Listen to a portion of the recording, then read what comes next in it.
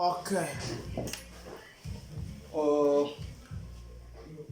Salut les amis, j'espère que vous allez bien. Moi je vais hyper bien, c'est One Réflexion. Qu'est-ce qu'on va parler aujourd'hui? Aujourd'hui on est venu, c'est un grand frère, lui il a son salon. Et avant tout, je vais lui donner le micro, il va se présenter lui-même et avant de passer l'action. Bonjour. Bonjour, moi c'est Mickey Lasta, le coiffeur le plus dangereux de tous les temps. Ok, il s'est présenté, il est le coiffeur le plus dangereux et je sais bien parce qu'il a le talent et ça présente.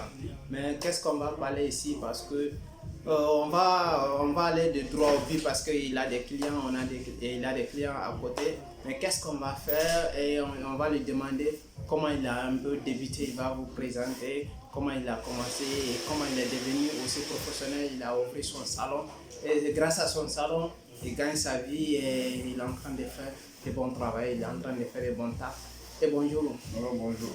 Bonjour, comment j'ai commencé le salon? Je veux dire que moi, avant j'étais ici, j'étais parti en Belgique. C'est en Belgique même que j'ai pris la chose au sérieux. Et lorsque je suis venu ici, vous le savez, c'est pas trop dit. Il y avait un problème de papier, donc je travaillais chez les gens. Après un certain moment, j'ai essayé d'économiser un peu et puis j'ai ouvert un salon et j'ai commencé à travailler avec les gens. Donc c'est ça. Ok, il a un peu expliqué son parcours et vous-même vous le suivez comme nous sommes là maintenant avant qu'on va aller au fond, profondément dans l'action et on va essayer, vous allez essayer de vous abonner à notre chaîne One Réflexion. Et aujourd'hui nous sommes là et le grand frère vous a expliqué comment il a fait une belle parcours parce qu'il a fait beaucoup d'expérience, il est parti en Belgique. Malgré l'Europe, les difficultés, mais il s'en sorti.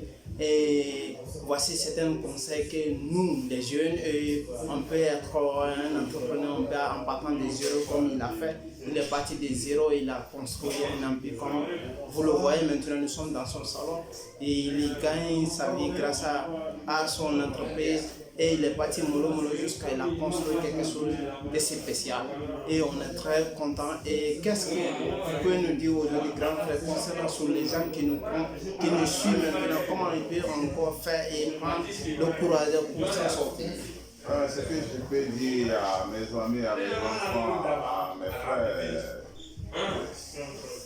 de prendre courage. Tout ce qu'ils font, qu'ils prennent ça au sérieux. Parce que c'est pas facile aussi quand tu fais quelque chose, il faut prendre ça au sérieux. Donc c'est ce que moi je peux dire. Voici une expérience qui est prématurée, je vais dire un message qui est très sage qu'il est en train de dire parce que nous, la jeunesse aujourd'hui, c'est qui nous fatigue. Nous, surtout nous, les Africains, on n'a pas besoin, on vient en Europe ici pour travailler, mais on ne sait pas comment on peut aussi créer notre entreprise. C'est ça qui fait la différence entre nous et les Arabes et les Asiatiens et les Asiatiques. Les Asiatiques qui viennent souvent ici vont venir avec des objectifs qui vont travailler, qui vont faire travailler les expériences et pour gagner leur vie. Mais nous, c'est le contraire. Souvent, on fait le travail qui ne sont pas nécessaires, mais on s'enfonce dedans. Mais comment, grand frère, comment il a pu faire, il a construit un empire que nous-mêmes on voit maintenant. C'est une belle expérience qu'il est en train de nous diviser maintenant. Et maintenant, grand frère, qu'est-ce que vous pouvez les donner comme conseil? Je conseille aux enfants qui viennent en Europe, partout, d'ailleurs, d'apprendre un métier. Si tu as un métier, partout où tu arrives, tu peux t'en sortir. C'est comme ça. Moi, au pays, j'avais pris ça comme un amusement.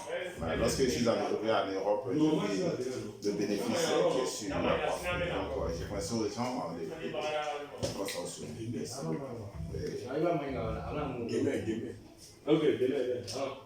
Mais c'est pas mal, c'est les clients qui viennent, ce n'est pas mal et on ne doit pas couper la vie à cause de ça et on continue parce que c'est une expérience qu'il est en train de nous dire. Et ce que je peux vous dire aussi parce que nous on doit venir le salon parce que nous les Africains, ce qu'on n'aime pas, on n'aime pas donner l'argent à nos frères. On aime donner l'argent à des gens, des personnes qui sont inconnues. Et contrairement aux Chinois qui travaillent ici, quand un Chinois a ouvert une boutique comme ça, tous les Noirs et tous les Chinois ou toutes les autres personnes vont partir là-bas pour donner l'argent à leur communauté. Mais c'est le contraire chez nous, on doit chercher ça et on doit être communautiste et on doit se donner les mains pour s'en sortir. Qu'est-ce que vous en pensez? Ok, j'invite aux gens aussi de venir chez moi. Mickey Lasta, on a toujours ouvert. Ici, si tu viens, toi-même, tu seras content. On va te rendre beau. On est là, on vous attend. Ok. Comme il a dit, son salon est au beau milieu des centrales et Mickey Lasta, quand vous passez au central, vous prenez la route qui descend directement et vous allez venir jusqu'à là, il y a son adresse, vous avez une adresse?